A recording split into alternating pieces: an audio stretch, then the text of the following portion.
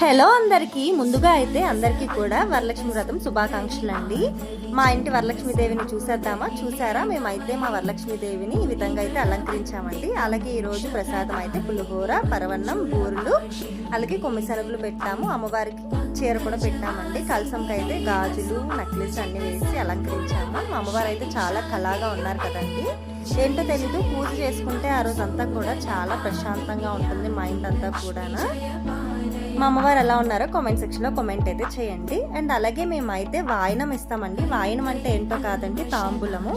ఒక 5గురికి కానీ 3గురికి కానీ ఇస్తాము.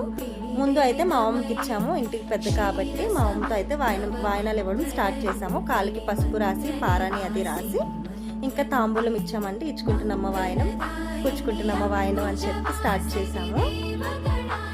సో వాయనం తీసుకున్నాక ఇంకా వాళ్ళ దగ్గర ఆశీర్వాదం తీసుకోవాలి. ఇదండి. మీలో ఎంతమంది ఈరోజు పూజ చేసుకున్నారో కామెంట్ సెక్షన్లో కామెంట్ అయితే చేయండి. అలాగే ఈరోజు మీ ఇంట్లో స్పెషల్స్ ఏంటో కూడా కామెంట్ చేయండి.